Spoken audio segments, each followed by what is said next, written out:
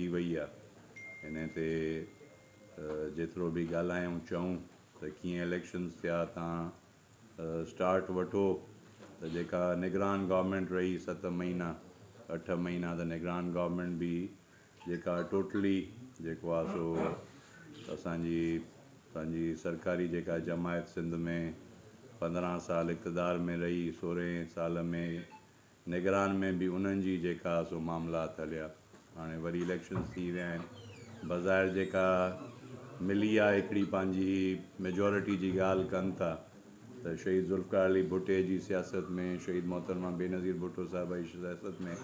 मां सम्झां थो त उन्हनि जी क़यादत में, उन्हनि जी हिकिड़ी नैरेटिव में भी सिंध में जेको आहे सो इहा अक्सरियत न मिली, पर अॼु जे इहा मिली आहे। त अॼु बि तव्हां ॾिसो त जेका ॻाल्हि कनि था त पंजाब में छा सूरत हाल बीठी आहे पीपल्स पार्टी जी। पंजाब में इवन चेयरमैन साहब जेका इलेक्शन विढ़ियो आहे लाहौर मां, त उन में 3 नंबर ते जेको आहे सो जेको आहे रनर अप बि न थियो आहे, 3rd जेको आहे सो आयो आहे। त हक़ीक़त हिते बि इहा ई आहे, पर जेका मैनेजमेंट आहे, जंहिं नमूने इलेक्शन पोल थिया, जंहिं नमूने में पोलिंग स्टाफ पोस्ट कयो वियो, ऐं मां इहा तव्हांखे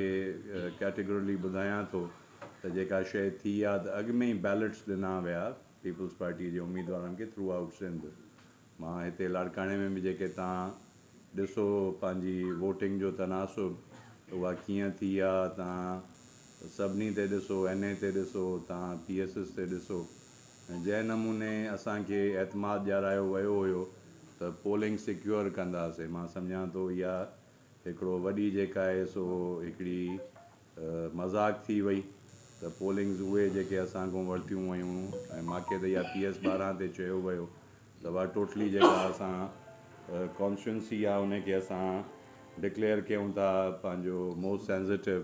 ऐं उन सॼी कॉन्स्टिट्यूंसी में असां फ़ौज ऐं रेंजर्स पोलिंग स्टेशन ते मुक़ररु कंदासीं। पर किथे बि पोलिंग ते इहा शइ नज़र न आई। जिते बि दोस्तनि का ॻाल्हि कई त असांजी पाक फ़ौज जे जवाननि इहा ई ॻाल्हि कई त असांखे कहिड़ी बि इंस्ट्रक्शन्स कोन्हनि के। बावजूदि इन जे हिकिड़ो मुक़ाबिलो थी वियो, छा बि उन जा रिज़ल्ट्स आया, उहा हिकिड़ी सियासी ॻाल्हि आहे। उन खां पोइ जेको लाड़काणे जो माहौल ख़राबु कयो वियो, उन में जेका पंहिंजो इक़्तदार जे नशे में, इक़्तदार जो नशो, शराब जो नशो, उन में जेका ज़ुबान इस्तेमालु कई वई, उन में मां सम्झां थो त असांजी फैमिली, असांजो ख़ानदान, उहा जेका बि आहे तव्हां दोस्तनि जे साम्हूं आहे, उन्हनि जी जेका बि सियासत आहे उहा साम्हूं आहे। ऐं मां सम्झां थो त इहा शइ मां छॾियां थो असांजो पंहिंजी पीपल्स पार्टी जी लीडरशिप ते, बिलावल साहब जे मथां, त जेका उन जी पंहिंजो